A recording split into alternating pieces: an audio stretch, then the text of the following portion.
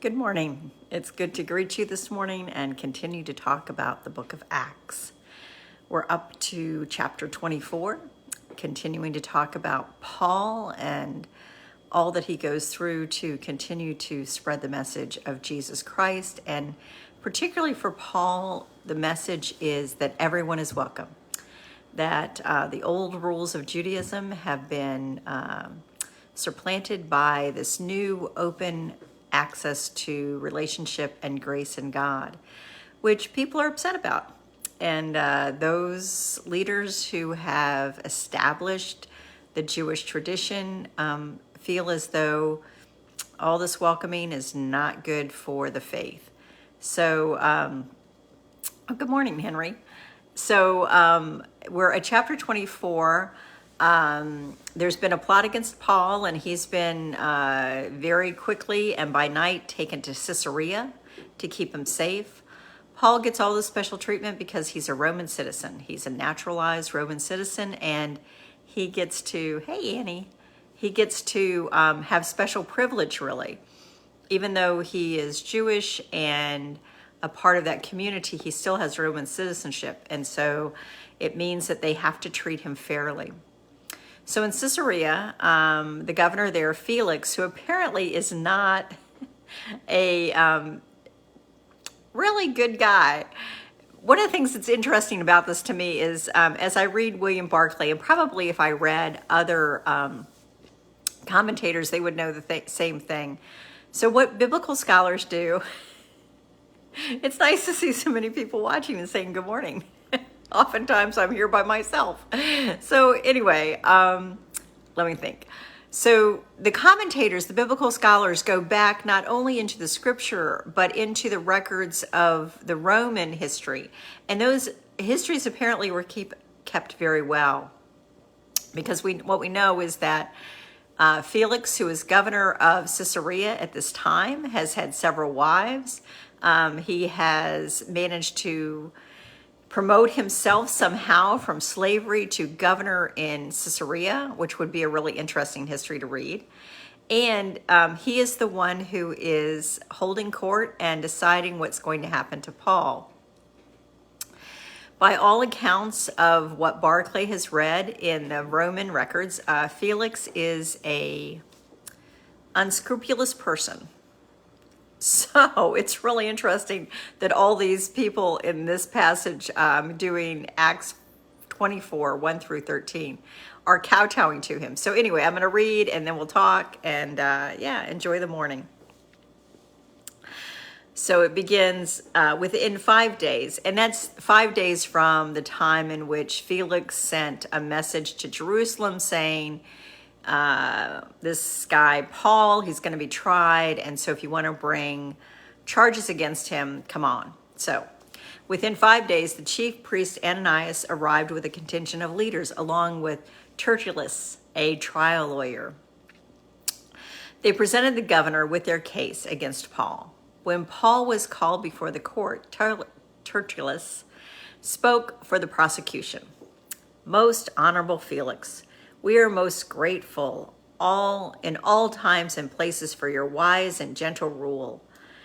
We are much aware that it is because of you and you alone that we enjoy all this peace and gain daily profit from your reforms. I'm not going to tire you out with a long speech. I beg your kind indulgence in listening to me. I will be quite brief. We found this man time and again disturbing the peace, stirring up riots against Jews all over the world, the ringleader of a seditious sect called the Nazarenes. He's a real bad apple, I must say. We caught him trying to defile our holy temple and arrested him, and you'll be verified all these accusations when you examine him yourself. The Jews who were there joined in. Hear, hear, that's right. The governor motioned to Paul that it was now his turn, and Paul said, I count myself fortunate to be defending myself before you, Governor, knowing how fair-minded you've been in judging us all these years. I've been back in the country only 12 days. You can check that dates easily enough. I came with the express purpose of worshiping in Jerusalem on Pentecost. And I have been reminding myself I have been minding my own business the whole time. Nobody can say they saw me arguing in the temple or working up the crowd in the streets. Not one of their charges can be backed up with evidence or witnesses.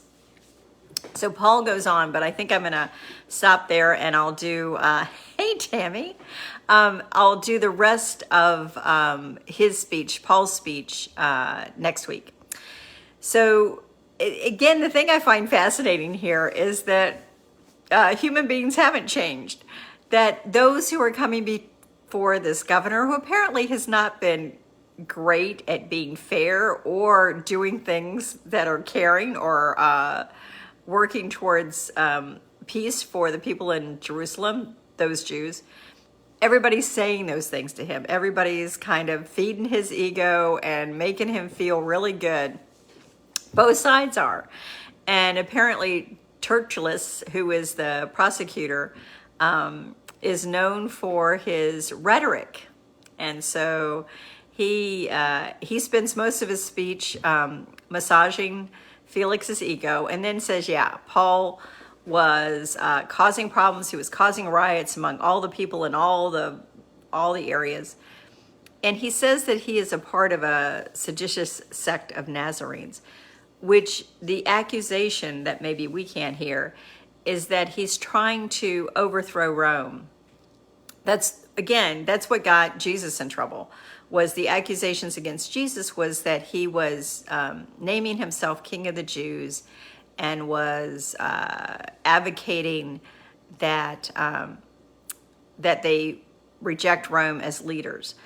And because the Jews were able to say that Jesus was a political problem and not just a religious problem, Pilate finally gave in and just, again, killed one more guy. So Paul's in the same boat. Paul is being accused of being a political problem and not a religious problem. And so Paul's saying that's not true. You can't even find anybody who's going to give evidence of that. I am not a political problem. I am bringing a Reformation movement within the Jewish community, and that Reformation movement is what we have called Christianity. But it's just, again, it's interesting that these people are willing to, well, maybe lie, maybe color the truth in a way that is going to make sure that Paul is quieted. And Paul gets a chance to speak his mind because of his Roman citizenship. And actually, again, I just find it fascinating that Paul, who was a very educated man, because of his Roman citizenship, gets treated very fairly.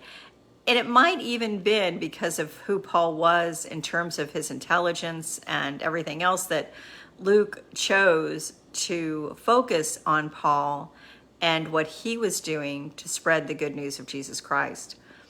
You have to figure that there were a lot of folks around, different apostles who were doing lots of different things, and yet the gospel writer Luke really just follows him. Now, again, the gospel writers followed Jesus Christ because he was the Son of God, and he was the one who was creating and became the author and perfecter of our faith, as Paul writes. But it's really Paul who is one of many apostles who is, his life is detailed. And so Paul gets up to speak, and Paul goes on a little bit, so I cut it off at the beginning of his speech, and I'll do the rest next week. But again, he is massaging the governor's ego, and he's being very clear that you can look at the evidence, look at when he came into Jerusalem, ask different witnesses about what was going on, and that his only purpose was to come into Jerusalem to celebrate Pentecost. He leaves out that everybody told him not to go and that it would be trouble, but Paul is saying, I did not do anything. I was minding my own business. I was worshiping the temple peacefully, and I was not being a problem. So, and what we just read in terms of chapter 23 was that he wasn't being a problem. He was being followed by a group from Ephesus who were angry that he was opening not only this Jewish faith to everyone, but also he was being problematic and saying that there was one God and one God alone to worship, in a place where they got their livelihood from the Roman gods, such as Athena, where she was worshipped. So one of the one of the sayings in our world is follow the money. And I think it wouldn't be too bad to do that as well in the New Testament, to follow the money. These people who are the chief priest, Ananias and others, are really looking out for their livelihood. And they want to make sure that things stay the way they are because they've made a good living off of the current power structure. They've made a decent living working with Rome and keeping the Jews happy in terms of being able to worship the way they want, but also using Rome's power to cement their own power within the socioeconomic structure of their time. So, cut to the chase. Those who are accusing Paul are protecting their money, their livelihood, their position, and their power. And that's true of Governor Felix as well. He cannot just outright kill Paul because Paul's a Roman citizen, and that would get him into trouble. So he's trying to deal fairly, but we'll see next week how that works out. And Paul doesn't care about any of it.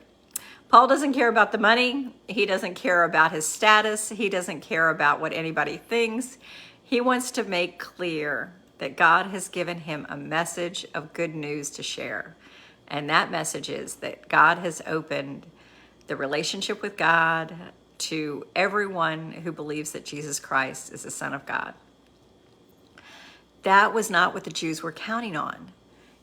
Again, even if they have believed that Jesus is the Messiah, the one that God promised, it was to their group, oops, my phone is working. Anyway, their group and their group alone, that Jesus was sent as Messiah to the chosen people, that Jesus was the Son of the one living God who had given them the law at Mount Sinai. All of that is fine so long as we know that God certainly wouldn't let those Gentiles in or those barbarians in. And that's exactly what Paul is saying. That Paul is saying that God welcomes all of God's people. What we believe is all of God's people.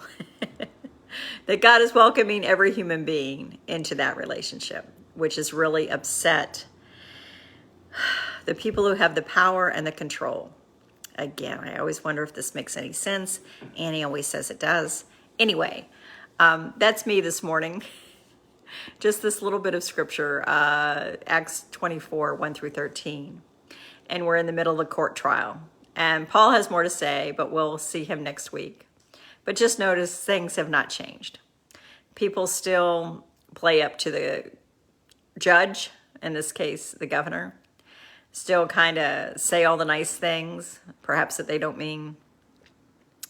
And people still try to protect their power base, except for Paul, who truly believes that God has sent him on a mission to open the doors to everyone so that they might know a relationship with God. Good morning, Darren. It's been nice to see all you guys. Thanks for watching. I'll see you next week. Bye.